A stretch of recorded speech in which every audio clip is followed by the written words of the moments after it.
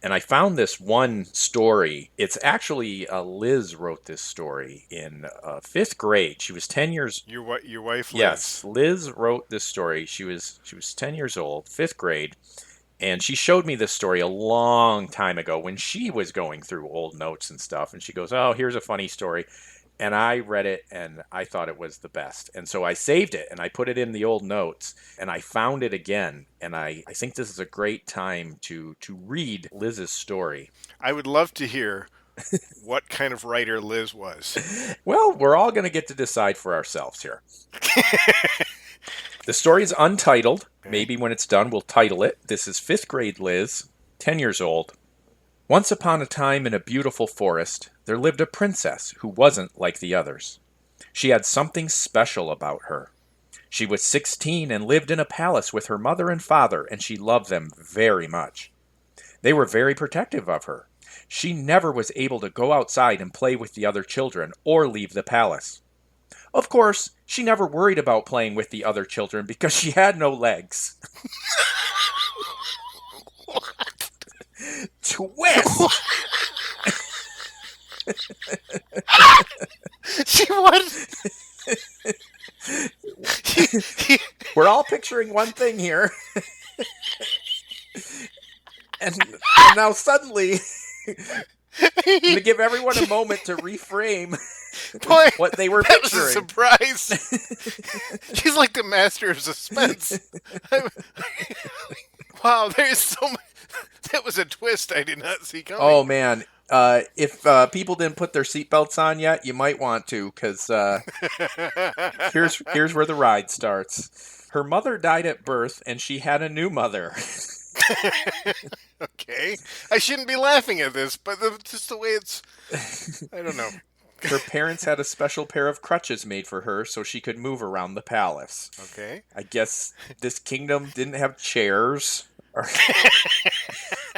It doesn't say they're magic crutches, they're special, but Special crutches.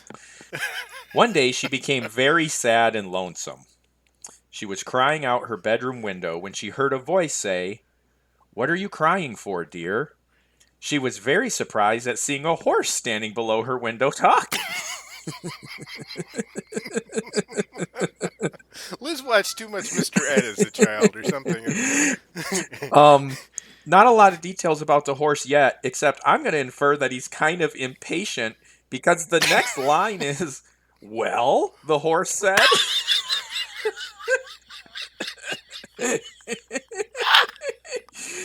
So this horse this horse is walking through the woods. Here's this girl crying. He's all sympathetic and caring. "Why are you crying for, dear?" "Well," "Get on with it."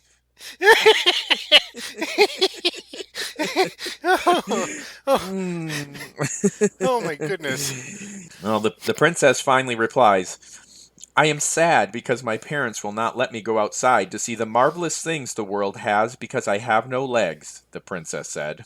"Come with me," the horse said. "I will show you the world." Parents are very protective, but talking horses get right through security. At that point, the horse jumped up to her window and put her on his back. I want to see how that was done. Just then, the princess noticed the horse had one leg missing. "I'm noticing a theme. I'm just wondering what inspired all of this." "How come you have a leg missing?" the princess asked. "It's a long story, dear princess. It's a long story," the horse said. It, was it though? I mean, This makes it sound like, oh, back in the 30s, I got in with a bad crowd.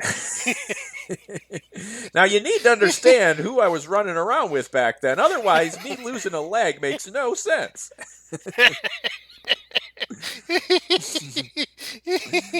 oh, oh my! Now I'm really in suspense. I want to know what the story is, even if it is long. Well, maybe we'll have her write a sequel. Yeah. The horse and the princess rode far off into the land. So they rode so far, but yet the horse, well, they didn't talk. The horse could have told her the story at this point. It went for long enough. It's so beautiful, the princess said. The princess did not mind at all when the villagers made fun of her and the horse. So she's a very tolerant and accepting princess. She understands that the villagers aren't making fun of her, but they're making fun of the way they feel about themselves, and they're projecting it onto the legless princess and the three-legged horse. Very, very, very magnanimous of that princess to be so forgiving. She did not mind at all when the villagers made fun of her and the horse. One day the princess was riding, and she saw a man whom she fell in love with at first sight. "Who's that man?" she asked the horse. "I don't really know," he said. I'm not Google. I love that. She's asking the horse. The horse won't tell her how he lost a leg, but he's supposed to know everybody they come across. "I'm already in love with him," the princess said. "Why don't I take you to him?" the horse said. "I wonder if this guy can hear them talking." "I can't dare face him like this with no legs," she cried. "Oh, yes, you can," the horse said. "Just believe in who you are and be yourself." So the princess went to meet him at once. She found out his name was John, and he didn't care if she didn't have any legs as long as she was herself.